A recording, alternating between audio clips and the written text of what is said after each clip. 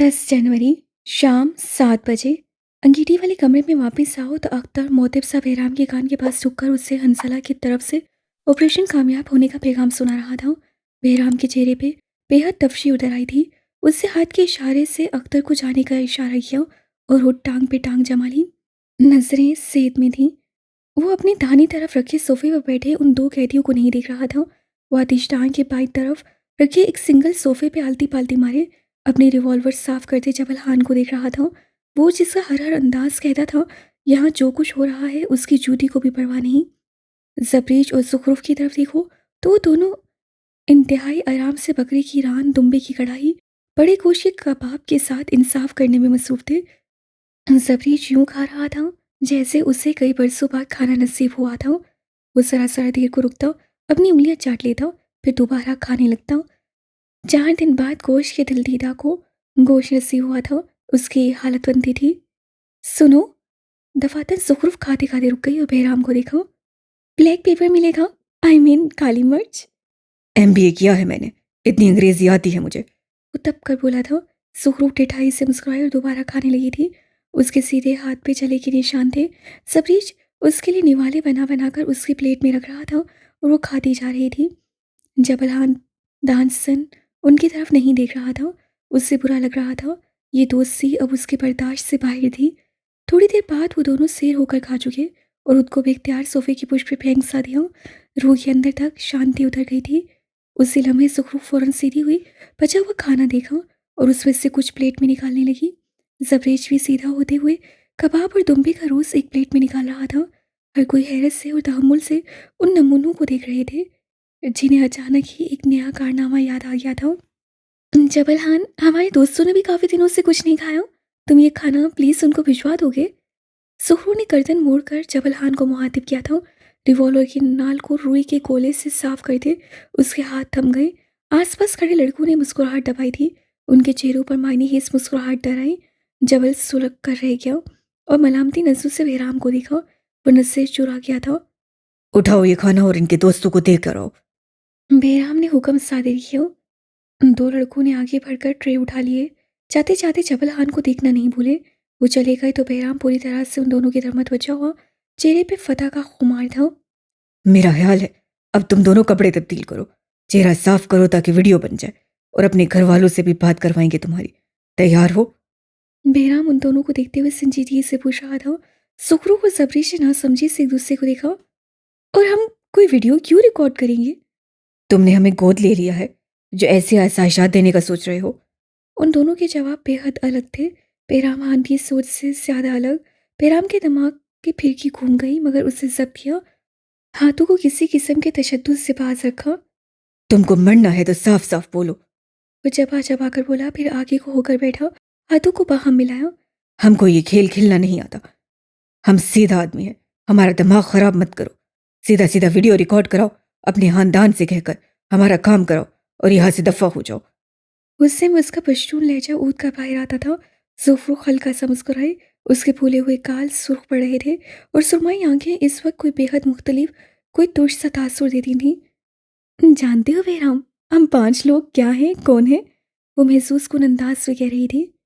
Corruption, झूठ, धोखा हमसे शुरू और हम पे खत्म होता है।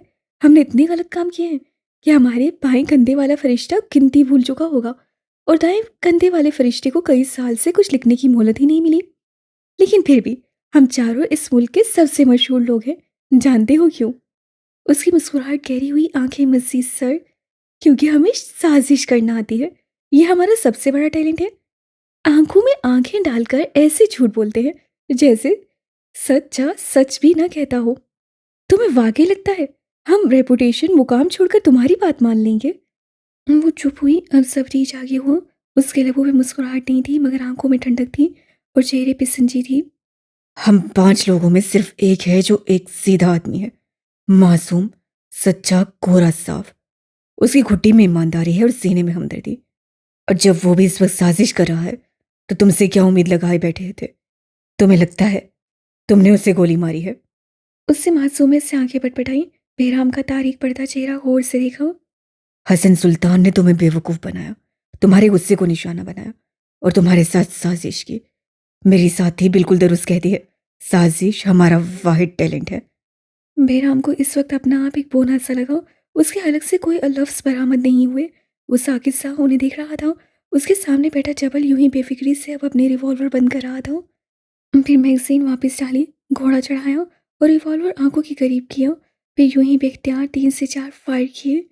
ठा ठा ठा। आतिशान वाला कमरा गोलियों की आवाज़ से गूंज उठा। बेराम ने रेस से सुर्ख पड़ते चेहरे के साथ उसे देखा। तुम मेरी नाकामी का जश्न मना रहे हो? वो बुलंद आवाज़ से गुर्राया। हम्म, अपनी कामयाबी का। वो उससे देखे बगैर बोला। मैंने कहा था, अगर बेवकूफ़ों की कोई बस्ती होती तो तुम वहां के बादशाह होते। तुमने साबित कर दिया। जबल की आंखों लहजे में वात्सला ताल्लुकी थी, तहसीक थी। बेराम खान को अपनी रगों के अंदर लावा उतरता महसूस हुआ। वो सारी दुनिया को तहस नहस कर देना चाहता था। हम मजीद कितनी देर यहाँ हैं? ड्रामा कितना लंबा चलेगा? जबरीश उकता कर बोला। तुम्हें हमसे डर नहीं लगता? वो यकदम सीधा हुआ। उसकी आंखों में कुछ जानने की चाह थी। क्या है जो तुम्हें हमसे इतना बेखौफ किए हुए है? हमारी जान, सुखूर चिता कर बोली। तुम्हें लगता है तुमने हमें बेबस कर दिया है? नहीं बेराम, तुम हमसे ज्यादा बेबस हो। तुम हमें मार सकते हो बस एक हद तक। तुम हमें टॉर्चर कर सकते हो बस एक हद तक। तुम हमें यहाँ रख सकते हो मगर एक हद तक। उससे आखिरी लफ्जों पे जोर दिया। 7 दिन बाद, चाहे 7 माह बाद, जब हम यहाँ से जाएंगे तो आज़ाद होंगे। 7 दिन में 4 दिन गुजर चुके हैं और तुम आज भी 0 पॉइंट पर हो। तुम्हारे लिए बेहतर यही होगा कि हमें यहाँ से जाने दो। क्या मालूम, यहाँ से निकलकर हमें तुम पे तरस आ ही जाए और हम तुम्हारा मामला हल करने पे तैयार हो जाए। You never know. बेराम के दिमाग में कुछ क्लिक हुआ था, कुछ ऐसा जिससे उसे शांत कर दिया। वो मुस्कुराया। 7 जनवरी से आज 10 जनवरी के दरमियान ये बेराम की पहली पुरसुकून मुस्कुराहट थी। अब उसे एजेंट के इशारे नहीं चाहिए थे। अब उसके पर से किया वाहिद वादा तोड़ने को तैयार था। अब वो जो करेगा खुद करेगा। बहर एक नया बाप खोल रहा था और उसके लिए सावरखड़ तैयार नहीं था। तुम तैयार हो? डेमोक्रेसी, जमहूरियत, 2 माह कल, इस्लामाबाद पाकिस्तान। वक्त दोपहर के 11:15। वसी और इस रकबे पे फैला वो गोल्फ कोर्स खामोशा। मैदान के एन बीचों बीच 3 अफराद खड़े थे, जबकि कई गार्ड्स और मुलाजमीन फांसे पे खड़े थे। उन 3 लोगों की तरफ आओ तो सफ़ेद पोलो शर्ट के साथ स्याह पैंट और सुर्ख पी कैप पहने सुल्तान सफ्दर के हाथ में रैकेट था।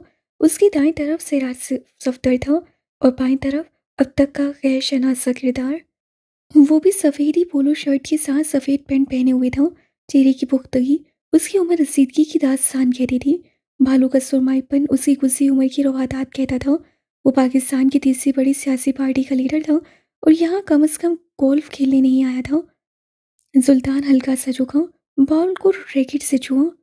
एक कदम पीछे लो सुल्तान। रफाकत हकीम बॉल पे नसें जमाए हुए बोला। मुझे कदम पीछे लेने की आदत नहीं, ये बुज़दिली है। हालांकि ये तकनीक है, जब तुम एक कदम पीछे लोगे तो दोहरी ताकत के साथ आगे आओगे। तुमने कभी भेड़िए को शिकार करते हुए नहीं देखा। वह आसान से कह रहा था। सुल्तान ने आंखें चुंधियाई, अपनी जगह खड़े खड़े बॉल पे सर्व लगाई और गेंद पूरी रफ्तार के साथ आंख से ओझल हुआ और उसी तरह अपने हदफ को जा पहुंचा। सुल्तान मुस्कुराया, फिर मुड़कर हकीम को देखा। धूप से उसकी आंखें चुंधिया रही थीं। नहीं, क्योंकि मुझे भेड़िए नहीं पसंद। हल्का सा मुस्कुराया था। सिराज नफी में सर हिलाते हुए उसके साथ मुस्कुराया। हालांकि भेड़ियों के शिकार करने की तकनीक अजीम है। हाकिम ने फौरन एतराज पेश किया। सुल्तान ने पास खड़े मुलाजिम के हाथ में पकड़ी ट्रे से जूस का गिलास उठाया। और अपनी इस तकनीक के बावजूद वो जंगल के बादशाह नहीं। जो बादशाह नहीं, मुझे उसकी चाल, मोहरे, शिकार पे एतबार नहीं। जरा सी जिंदगी है, बादशाह के अलावा किसी और को अडोर करते हुए गुजार दी तो पीछे क्या बचता है? हकीम ने सर को हफीफ से जंबिश दी। यकजहती का मतलब जानते हो सुल्तान? भेड़िए यकजट होकर शिकार करते हैं। जब उनका काफिला चलता है तो आगे ताकतवर भेड़िए होते हैं, बीच में बूढ़े और बीमार, और आखिर में मजबूत तवाना भेड़िए। ये तरतीब यूं ही तय नहीं हो जाती। ये सब जमहूरियत तय करती है। जमहूरियत और यकजहती में बका है, आफियत भी। उससे 2 कदम आगे बढ़कर सुल्तान के कंधे को थपथपाया। जमहूरियत ही अमरियत है। वो थमका रहा था, शायद नहीं, यकीनन। सिराज इस दौरान कुछ नहीं बोल रहा था। वो आंखों में चमक और लबों पे हल्की सी मुस्कुराहट लिए ये बराह रास्त टाकरा देख रहा था। हालांकि एक तरफ उसका भाई था, मगर जब दो लोग लड़े उसे सुकून मिलता था। भेड़िए बेशक मुहजिब जानवर होंगे, डिप्लोमेटिक भी, मगर इक़्तिदार से कोसों दूर। मैं एक ग्रोह को लीड करने की बजाय चंद ऐसे लोग रखना पसंद करूंगा जो मेरा काम बांट लें। बूढ़े भेड़ियों को चाहिए वो अपने मस्कन आबाद करें। जंगल अब जवान कंधों के हवाले हो जाना चाहिए। सिराज का जी चाहा था सुल्तान सफदर का माथा चूम ले। ऐसे ऐसे कारी जवाब तो उसके पसंदीदा थे। वो अब हकीम को देख रहा था। कुछ अच्छे डायलॉग्स उसकी तरफ से भी आने चाहिए थे। इस खेल को मजीद आगे चलते रहना चाहिए था। तुम्हारे ये असूल और ये सोच सिर्फ जंगल की भेड़ियों तक महदूद है या फिर सियासत का मैदान भी? हाकिम की आंखें सुल्तान की पूरी आंखों में खड़ सी गईं। मैं जिंदगी के हर मैदान में एक ही राय रखता हूँ हकीम साहब। सहूलत से कहा गया। अपने बड़ों से मशवरा करो लड़के। तुम मुंह से बोल रहे हो, वो तजुर्बे से बोलेंगे। जैसे कि मैं सुन लूंगा। उससे सजाया हाथ जलाया। बात बिगड़ने के डर से सिराज ने अब हकीम के कंधे पे हाथ रख लिया था। आए, मैं आपको कुछ पते की बातें बताता हूँ। यार, आपको मेरे साथ ज्यादा से ज्यादा वक्त गुजारना चाहिए। वो उससे कंधे पे बांसुर रखे उसे अपने साथ लिए चला गया। सुल्तान चुपती नसों से उन्हें चाहते हुए देखता रहा। उसे ये आदमी कुछ खास पसंद नहीं आया था। तकरीबन पौन घंटा बाद वो वापस सफदर मेंशन में थे। लॉन में रखी कुर्सियों पे धूप सेकते हुए चाय का कप सुल्तान के हाथ में था। उसके सामने हसन बैठा था। स्याह सूट में मलबूस सीने पे सुर्ख गुलाब सजाए, बाल सलीके से सेट किए। वो किसी महफिल की जान बनने को तैयार लगता था। सुल्तान के बरक्स वो अपनी चाय खत्म करने वाला था। सुल्तान के बरक्स वो ताज़ा दम भी लगता था। भाई, तैयार हो जाओ जाकर। फंक्शन के लिए लेट हो जाएंगे हम। चाय का कप वापस रखते उससे सुल्तान से कहा। तुम कराची से इतनी दूर इस शादी में शिरकत करने आए हो? सुल्तान ने कप में थोड़ी और चाय डालकर कप उसकी तरफ बढ़ाया। हसन ने थाम लिया। शादी किसी आम इंसान की नहीं है, जुखरूफ की बहन की है यार। तुम उसके बाप की मैयत पे भी नहीं गए थे। अब जरा गैरत कर लो। कार्ड भेजा है उसने। अगर मुझे बुलाना था तो खुद भी आ सकती थी। तुम्हारे पास खुद आई थी ना? सुल्तान अब लॉन की दूसरी तरफ देखने लगा। चेहरे पे लाताल्लुकी सी थी। जब उसका बाप मरा था तब उसने खुद तुम्हें कॉल की थी। जब तुम गम में नहीं गए तो खुशी में तुम्हें बुलाकर क्या करती वो? उससे उकताहट से कहते हुए कप वापस मेज पर रखा। शादान भी तो नहीं गया था, लेकिन उसे बुलाने वो उसके घर गई थी। हसन ने जैसे बेयकीनी से उसे देखा था। शादान उसके बाप के कत्ल वाले दिन इटली में था, मगर उसने अपने सारे काम छोड़ छाड़ कर फ्लाइट ली और अगले 2 रोज से वो उसके साथ था। शादान को बीच में मत लाओ, ओके? वो सहूलत से बोला, फिर आगे हुआ और प्लेट में अपने लिए एक सैंडविच निकाला। उसी पल हसन का फ़ोन बजने लगा। वो जुखरूफ की तरफ से वीडियो कॉल थी। हसन ने कॉल अटेंड कर ली। हल्के जामनी रंग के लिबास से छोटे बालों को कर्ल किए, कान में बड़े बड़े अवेसे डाले। वो स्क्रीन पे नजर आई तो सुल्तान सफदर एक पल के लिए सांस नहीं ले सका। कोई रंग था जो उसके चेहरे पे आया था, जिससे कोसों कसा के तमाम रंगों को मात दे दी। उसकी निगाहें एक नुक्ते पे साकित हुई। जिसकी मोहब्बत में वो 17 साल की उम्र में गिरफ्तार हुआ था, वो 11 साल बाद भी उसके दिल पे वैसा ही गहरा असर रखती थी। उसको अपने दिल पे गुस्सा आया।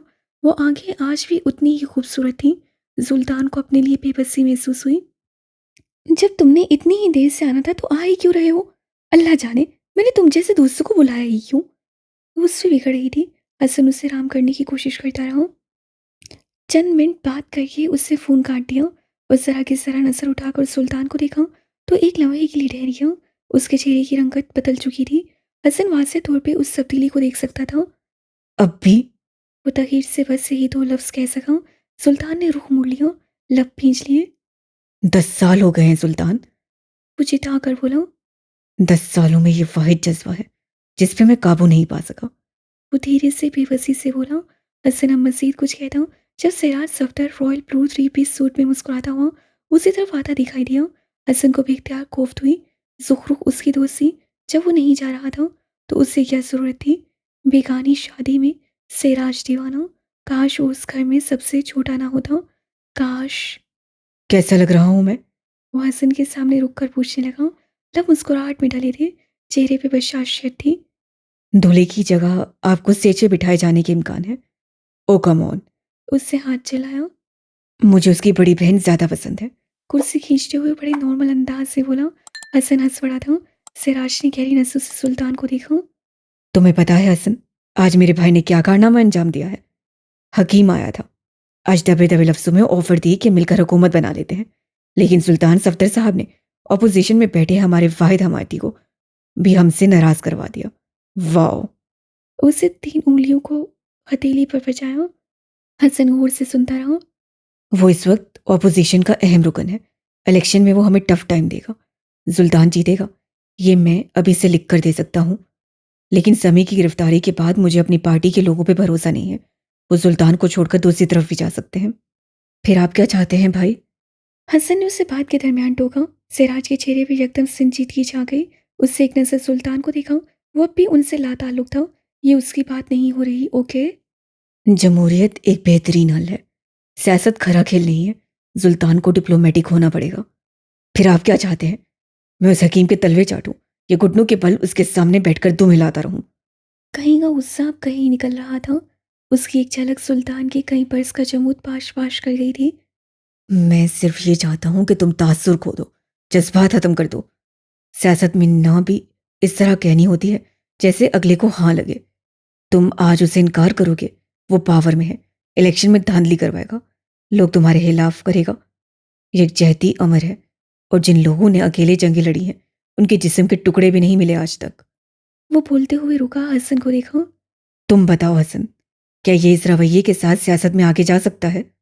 ये एक जमहूरी मुल्क में हुकूमत बनाने जा रहा है, जहां इसे छोटे छोटे भेड़ियों से यकजहती करनी पड़ेगी। लेकिन इसने अब तक कागजाते नामजदगी भी जमा नहीं करवाए। हसन ने उनकी तवज्जो एक अहम मसले की तरफ दिलवाई। अब तो बहुत कम वक्त रह गया है और हर जगह बातें हो रही हैं सुल्तान। लोग तुम्हारे खानदान को ट्रोल कर रहे हैं। अगर तुम इलेक्शन नहीं लड़ना चाहते तो साफ साफ बताओ, इस तरह अपने खानदान की बनी बनाई रेपुटेशन क्यों खराब कर रहे हो? उसका अंदाज मुसल्लत लिए हुए था। सुल्तान अपनी जगह से उठा। तेज सुलगती नजरों से सफदर और हसन को देखा। नहीं लड़ना मुझे इलेक्शन, नहीं करनी सियासत, नहीं जमा करवानी नामजदगी। लो कह दिया, अब देखते हैं कितना असर होता है। और एक और बात, वो मेरी दोस्त की बहन की शादी है। अगर गलती से उन्होंने कार्ड में विद फैमिली लिख दिया है तो इसका मतलब ये नहीं है कि आप वहां जाएंगे। फिर इसका क्या मतलब है? हसन अपने जनरल नॉलेज के लिए पूछा। इसका मतलब है इहलाक, मुरव्वत, बड़े लोगों का शेवा। वो चल कर बोला। यानी तुम्हारी दोस्त ने ना तुमसे इहलाक निभाया, ना मुरव्वत। शायद तुम बड़े आदमी नहीं हो, इसीलिए कहता हूं आ जाओ सियासत में। तुम्हारी भी इसी तरह कदर होगी जैसे मेरी। सिराज ने जैसे उसे बहुत पते की बात बताई। सुल्तान को कोई भी जवाब दिए बगैर वॉकआउट कर गया था। जुखरूफ पे चढ़े गुस्से में इजाफा होने लगा। उसे इस वक्त घर के फर्श तक पे गुस्सा आ रहा था। कोई उसे जाने के लिए इसरार क्यों नहीं कर रहा था। दूसरी तरफ सिराज अपना मोबाइल उठाए ते हुए खड़ा हो। चलो देर हो रही है, ज़ुखरूफ की बहन मेरा इंतजार कर रही होगी। हसन बेसाख्ता हंसते हुए उठा था। लेकिन सुल्तान ने कहा था मत जाए। घर में सबसे छोटा है वो, छोटों की कितनी सुनी जाती है ये तुम जानते हो। हसन को बेख्तियार अपने गम याद आने लगे। वो दोनों अब घास से कदे पे कदम रखे हुए पोर्च की जानिब जा रहे थे। वैसे अब इस्लामाबाद में हो ना तुम? हसन ने इस बात में सही लाया। दोस्त के साथ जाना था और जा रहा था दोस्त के भाई के साथ। लेकिन अगर भाई इतना कूल हो तो दोस्त को रद्द किया जा सकता है। परसों एक जलसा है, तुम आओगे? ज्वाइन करो यार, मजा आएगा। आपका भाई इलेक्शन लड़ने को तैयार नहीं है और आप जलसे करवा रहे हैं। हसन को उसकी दिमागी हालत पे शुबा हुआ। वो दोनों अब सिराज की गाड़ी की पिछली सीट पे बैठ रहे थे। बाकी 2 गाड़ियां कार्ड्स की थीं। वो लड़ेगा, उसके खून में सियासत है। मुझे यकीन है इलेक्शन से पहले उसका खून जरूर जोश मारेगा। सारा ड्रामा है उसका, बाबा को ब्लैकमेल कर रहा है। उससे टांग पे टांग चढ़ा ली। ग्लासेस उतार कर गोद में रखी। फिर हसन की तरफ मुतवज्जो हुआ। ये बताओ, ज़ुखरूफ की बड़ी बहन ज्यादा खूबसूरत है या उसकी मलेशिया वाली कजन? अपने लिए किसे पसंद करूं? वो बेचारा एक अहम मसले में फंसा हुआ था। आप बस खुदा का खौफ करें। हसन कानों को हाथ लगाते हुए बोला। उम्र 40 है और 135 ब्रेकअप हो चुके हैं आपके। मुझे छोड़ो, अपना बताओ। भाई जून और फ्रेंड जून ही हो रहे हो, कहो तो मैं कोई मदद करूं। हसन हल्का सा मुस्कुराया। 145 ब्रेकअप करवाकर अब आप मेरे रिलेशनशिप काउंसलर बनेंगे? कम से कम 145 लड़कियों ने मुझे भाईजून नहीं किया। वो तुर्की पर तुर्की बोला। हसन का चेहरा सुर्ख हुआ। मैं इस मामले में जमहूरी आदमी हूं। जो मेरी अम्मा और बहन पसंद करेंगी वही मेरे दिल की कुर्सी की मालिक होगी। सिराज धीरे से हंसा था। यानी ये कुर्सी हमेशा खाली रहेगी? हसन को तपसी चढ़ने लगी। थोड़ी देर बाद वो धीमा धीमा सा गुनगुना रहा था। जाने वो कैसे लोग थे जिनके प्यार को प्यार मिला। हमने तो जब कलियां मांगी, कांटों का हार मिला। सात सुरों का बादशाह था सिराज, इसमें कोई शक नहीं था। मगर हसन को वो इस वक्त दुनिया का सबसे बेसुरा इंसान लगा। कोई इस तरह भला किसी के दिल के तार छेड़ता है? मौजूदा दिन 10 जनवरी, वक्त शाम 8:15। उन्होंने तुम्हें मारा नहीं? ये वो पहला सवाल था जो शादान ने सबरीज और ज़ुखरूफ से उनकी वापसी पे पूछा था। इस हालत के बाद क्या मारेंगे? वो लापरवाही से अपने हाथ को देखते हुए बोली और दीवार के साथ टेक लगाए बैठ गई। उसका समूर्त रंग का ब्रांडेड टॉप और ट्राउजर अपना असल रंग खो चुका था। छोटे सिल्की बाल अब सख्त और खुदरे लग रहे थे। शफाफ चेहरा अब बदल कर रह गया था। क्या लगता है अब वो क्या करेंगे? शादान उसके साथ ही आकर बैठा। दूरियां खत्म हो रही थीं, तकल्फात मिट रहे थे। दोस्तों के दरमियान कभी ना कभी सब ठीक होने ही लगता है। उनके दरमियान भी हो रहा था। मुझे लगता है अब बेहराम गिरफ्त खो देगा। सुल्तान ने संजीदगी से तबसरा किया। अगर उसकी जगह जबल होता तो मुझे ज्यादा परेशानी होती, लेकिन बेहराम जरूर कोई बेवकूफाना फैसला करेगा। वो जज्बाती आदमी है, और जो हमने उनके साथ किया है वो उसके जज्बे को खवा देगा। वो हसन के बेड की दाईं तरफ खड़ा था, अपने दोस्त को पुरसुकून सांस लेते देखता हुआ। फिक्र एक छोटा लफ्ज था जो वो हसन के लिए महसूस कर रहा था, वो कुछ ज्यादा था। मुझे लगता है चार्ज दोबारा जबल ले लेगा। अगर उन्हें इस वक्त प्लान बचाना है तो यही होगा। जबरीश बोला था। सुल्तान ने नफी में सही लाया। जमहूरियत का वक्त है, और जमहूरियत जल्दबाज और जज्बाती होती है। इस वक्त फैसला होगा, और वो बहराम के हक में होगा। उनके पास सिर्फ आज की रात है, क्योंकि कल से मेरा भाई मुझे ढूंढेगा। शादान का बॉस उससे कोई तशरीह चाहेगा, और यकीनन ज़ुफरूख के घर वाले उसे वापस बुलाएंगे। जिस लड़की का 3 दिन बाद निकाह हो, उसके घर वाले यूं ही उसकी गैर मौजूदगी से परेशान ना सही, गुस्से में ज़रूर होंगे। वो हसन के सीने पे चादर दुरुस्त करता हुआ अपने दोस्तों की तरफ वापस आया। वो दायरे की सूरत बैठे थे। सुल्तान दायरे के बीचों बीच आकर बैठा। क्या तुम्हें मालूम हुआ ट्रोजन हॉर्स कौन है? ये सवाल शादान की तरफ से आया था। सुल्तान ने नफी में सही लाया। फिलहाल नहीं। शायद वो हम में से है, शायद नहीं, क्योंकि वो यहाँ किसी को कोई फेवर नहीं दे रहे। कम अज कम ट्रोजन हॉर्स को कुछ तो फेवर मिलनी चाहिए थी। या शायद वो मास्टरमाइंड है, जीनियस, जिससे अपने प्लान में कोई झोल नहीं छोड़ा। वो इस तरह से हमारा हिस्सा बना है कि हम उस पर शक नहीं कर पा रहे। हम में सबसे ज्यादा जीनियस कौन है? जबरीश फर्श पे लेटते हुए बोला। नींद आने लगी थी। यही दुल्मिया है, यहाँ हम सब जीनियस हैं। शादान इस्तेसाई अंदाज से बोला। यार अब तो मार खाने की भी हिम्मत नहीं रही। अल्लाह करे वो बहराम हमें मारने की बजाय कुछ और तरकीब निकाले। उससे अभी से अपना जिस्म सुखड़ता महसूस हुआ। उसकी बात पे बाकी सब मुस्कुराए थे। सुल्तान ने लेटे हुए जबरीश के पैर अपनी गोद में रख लिए। शादान जरा सा आगे हुआ और उसका सर जरा सा ऊंचा करके अपनी गोद में रखा। हसन होता तो इस वीआईपी ट्रीटमेंट पे दिल मिला जाता। ये इसको प्रिंसेस ट्रीटमेंट क्यों मिल रहा है? ज़ुखरूफ ने मुस्कुराहट दबाते हुए पूछा। बेचारे को गोलियां लगी हैं। शैतान ने उसके बालों में हाथ फेरा। अगर हम यहाँ से निकल भी गए और तुम यूएन के इजलास में शामिल हुए भी, तो जरा सोचो तुम कैसे आ रहे होगे। हाथ में एक स्टिक और लंगड़ा जबरीश शाहनवाज। हाँ, और यूएन के सारे मेंबर्स बाकी दुनिया के मसाइल छोड़कर सबसे पहले इसके पैर के लिए चंदा जमा करेंगे। ज़ुखरूफ ने लुकमा दिया।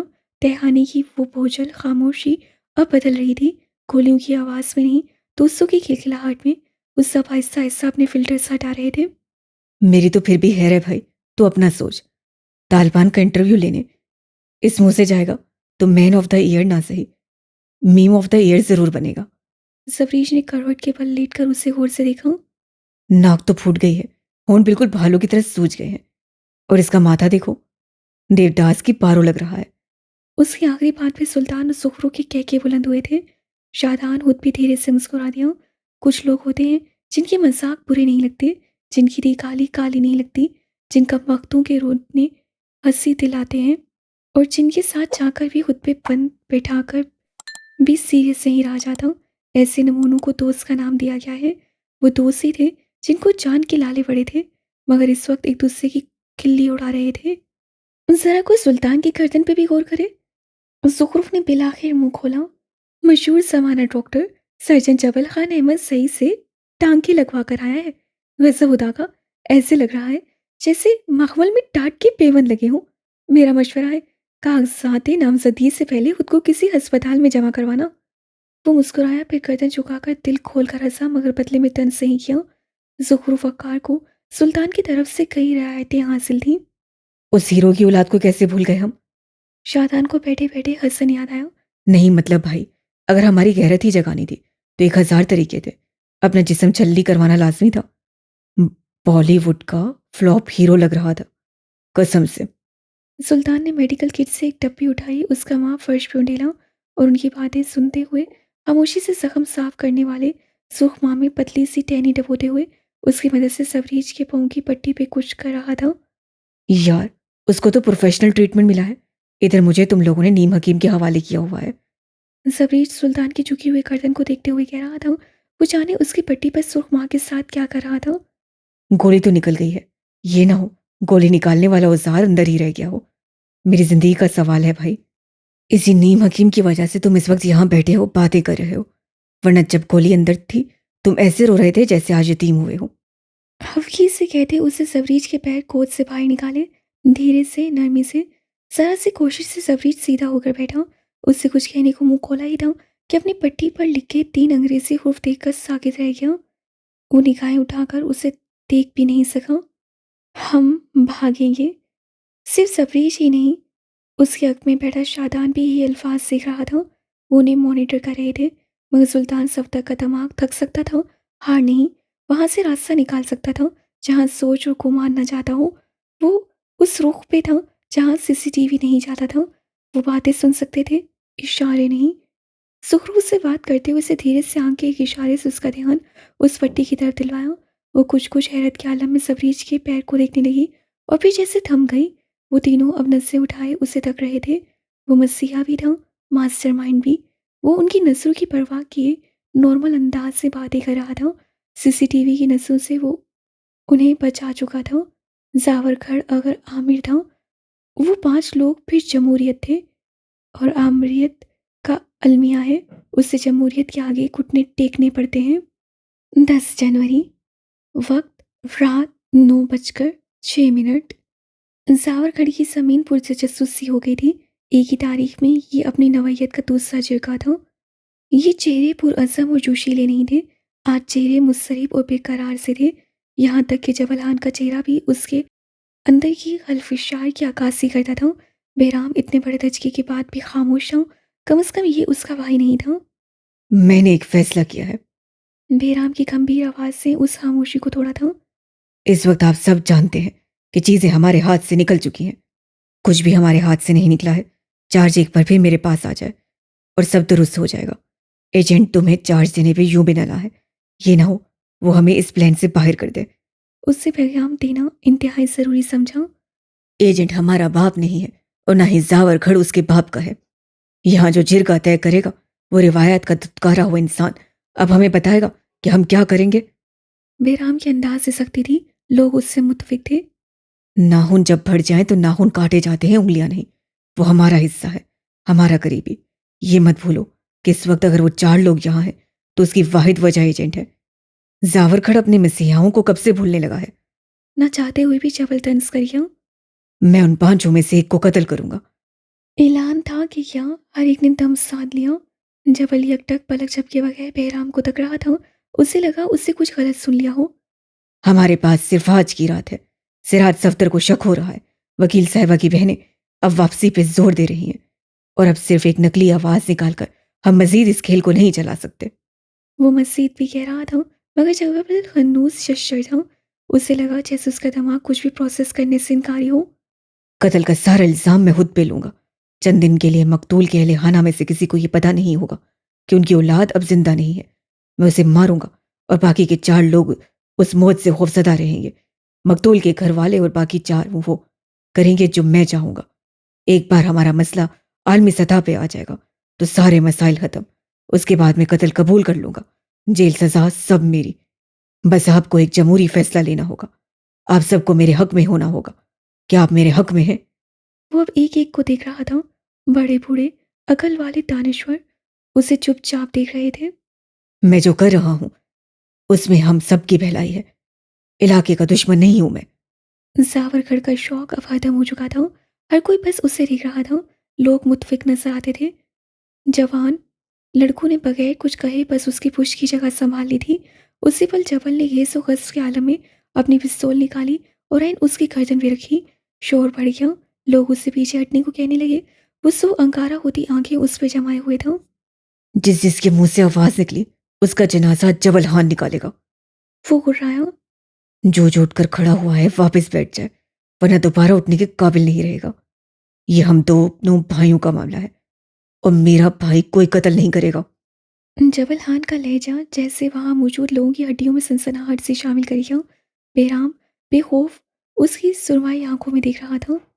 तुम ऐसा कुछ नहीं करोगे बेहराम, कोई कत्ल नहीं होगा। तुम कोई कत्ल नहीं करोगे। तुम मेरे भाई हो, लेकिन अगर तुमने ऐसा दोबारा सोचा तो मैं तुम्हें कत्ल कर दूंगा। वो चबा चबा कर बोल रहा था।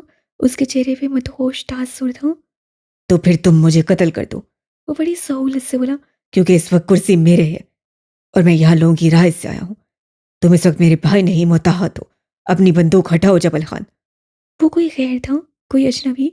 वो जबल का भाई नहीं था, उसका बेराम नहीं था। जब तुम फैसले कर रहे थे तब मैंने सब माना था जबल। अब तुम्हें भी मानना चाहिए, या फिर मैं ये समझूं कि तुम अपने भाई से हसद करने लगे हो। तुम कातिल नहीं हो बेहराम, हम कातिल नहीं है।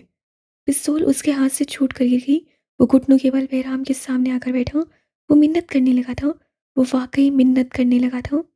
हम पैसा बना लेंगे, हम जमीन खरीद लेंगे, हम सब कुछ कर सकते हैं, लेकिन हम कातिल नहीं हैं। मैं तुम्हें कोई कत्ल नहीं करने दूंगा। मैंने एजेंट से वादा किया था और मैं उस वादे को तोड़ने नहीं दूंगा। कोई कत्ल नहीं होगा। वो एजेंट का खानदान है। एजेंट तुम्हें जान से मार देगा। स्पीकर उससे बड़ी बला है। मैं तुम्हें ये सब करने नहीं दूंगा। उससे बेचैनी हुई। खौफ आया। जबलहान पे सावर खड़ के सारे पहाड़ गिर पड़े थे। जावरखड़ के किसी भी फर्द को अब मौत से डर नहीं लगता। अब वाहिद डर भूख है, अब डर मुफलसी है। घर पे बैठी वो बेटियां हैं जिनका जहेज पूरा नहीं हो रहा। बेराम खान को किसी एजेंट से कोई खौफ नहीं है। वो उठ खड़ा हुआ। उससे अपने कदमों में बैठे भाई का ख्याल भी नहीं किया था। उसे झटक चुका था। क्या जमहूरियत मेरे साथ है? उससे चारों अतराफ में नजर घुमाई। सबके चेहरे अजीब से तासुरात लिए हुए थे।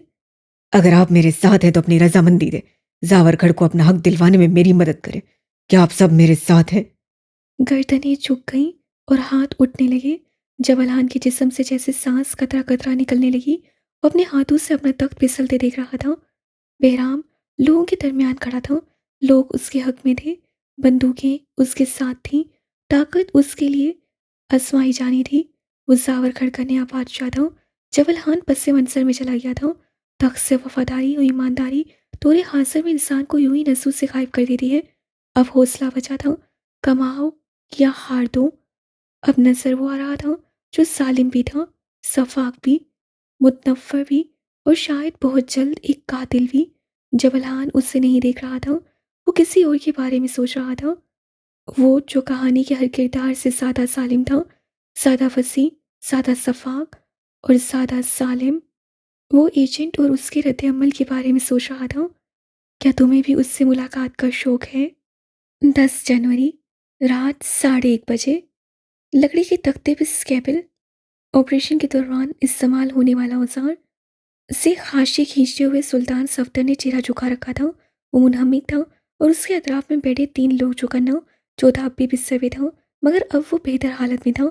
उसे थोड़ी देर कभी भारी पेन किलर दिए गए थे, जिससे उसे अब अपना बाजू महसूस हो रहा था। उसकी पुछ पे तकिए थे जिनसे वो टेक लगाए बैठा था। बाजू पर प्लस्तर बंधा था जिसकी पट्टी उससे गले में भी झूल रही थी। आंखें रोशन थी, मगर बायाक वक्त थकन का शिकार भी।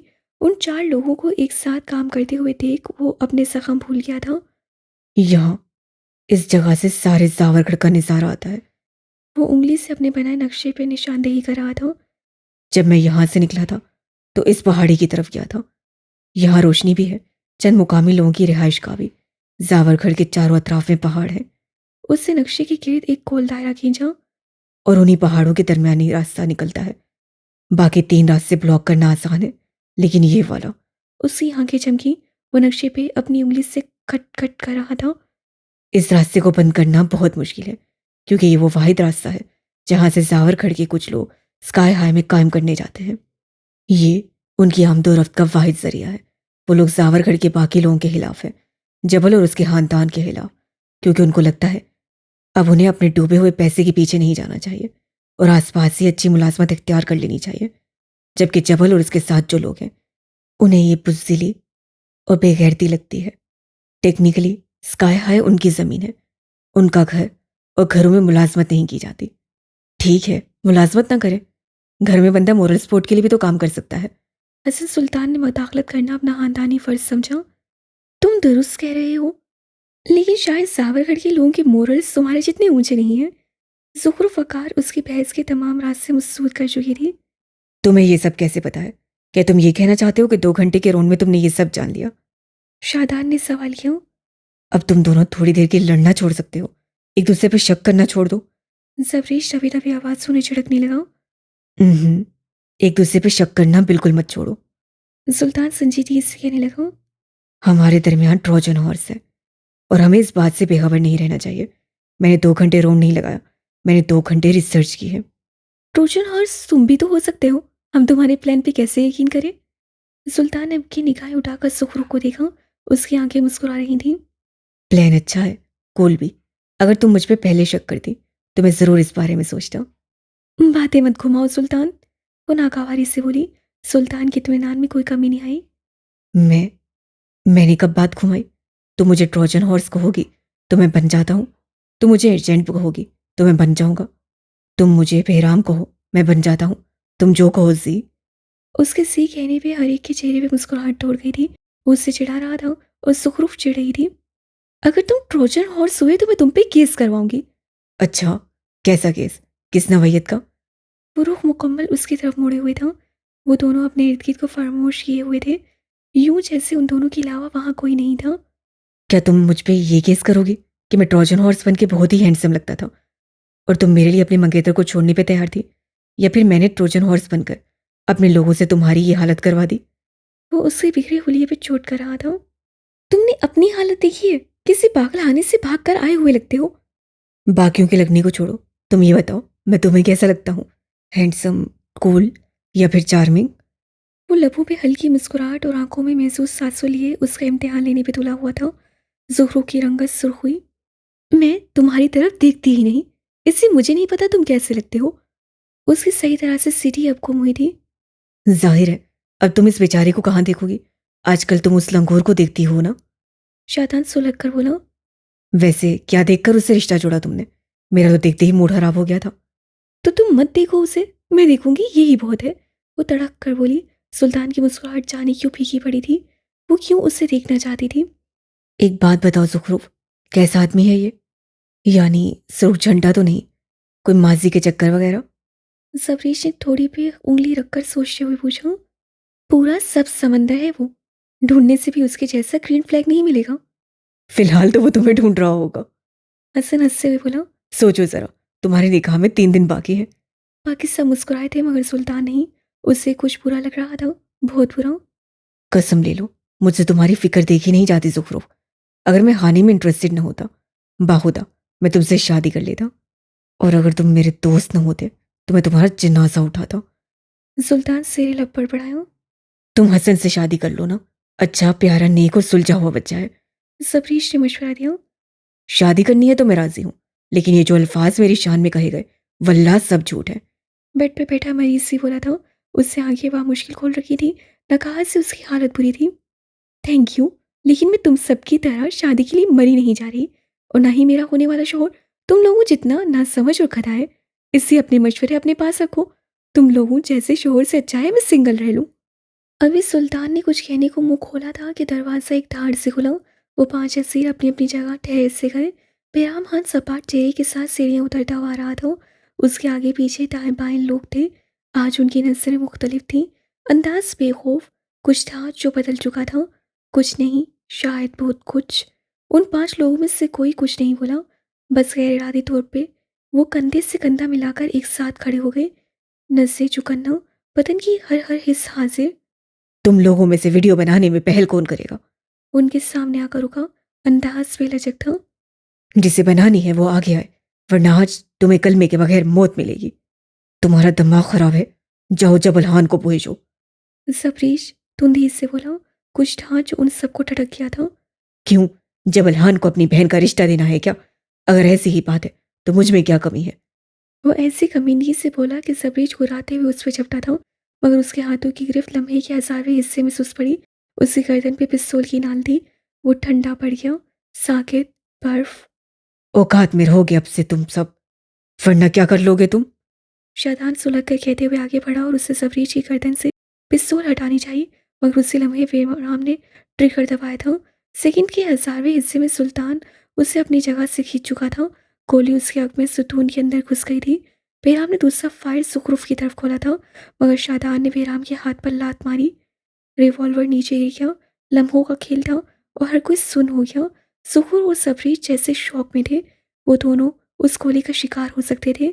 क्या वाकई? इस वक्त इस पहर उन 5 लोगों ने सांस तक रोक लिया था। वो शल थे, शस्त्र, शौकी।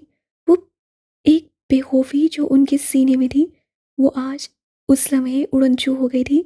जावर खर सफाकी की उस हद को छूने लगा था। ये उनके फरिश्तों के गुमान में भी नहीं था। वो दम साधे हुए थे। सुल्तान मुर्दा होती आंखें सुखरूफ पे खड़े हुए था। अगर वो गोली उसे लग जाती तो? हाथ लरस रहे थे, जिस्म जामिद थे। तहखाना वो नहीं रहा था जो 5 मिनट कबल था। इस बार निशाना चूकने पे दोबारा निशाना नहीं बांधा। अगली बार ऐसा नहीं होगा। अगली बार ऐसा वाकई नहीं होगा। वो आगे आया, सुल्तान की आंखों में आंखें डाली। अपने लोगों को समझाओ, अगली बार ऐसा नहीं होगा। आज सुबह 6 बजे या तो बेहान आएगा या फिर यहां से तुम्हारा लाश जाएगा। तुमसे समझदारी की उम्मीद रखूंगा। वो कहकर मुड़ा, पश्चिम में अपने साथियों से कुछ कहा और वो लोग जिस तरह आए थे उसी तरह चले भी गए। पीछे मुड़कर 5 सिरों को देखो तो उनके चेहरे लट्टी की मानिंद सफ़ेद थे। आंखें आंखें मुर्दा थीं। उनके दिल साकित होने लगे थे और खौफ, मौत का खौफ उनका गला घोंट रहा था। आज वाकई उनका दम घुट रहा था। आज उन्हें वाकई मौत से खौफ आया था। सुल्तान सफ्दर ने 2 कदम आगे बढ़कर सुखुर का हाथ अपने हाथ में लिया था। गिरफ्त सख्त थी, मजबूत थी। एक लम्हे ने, सिर्फ एक लम्हे ने उसे ऐसे खौफसदा किया था जिसके हसार से वो आधी जिंदगी नहीं निकल सकता था। एक लम्हे के अंदर ऐसे ऐसे फैसले हो गए थे जो एक सदी भी ना करवा सकती। वो इस औरत को नहीं खो सकता था, इस जिंदगी में नहीं।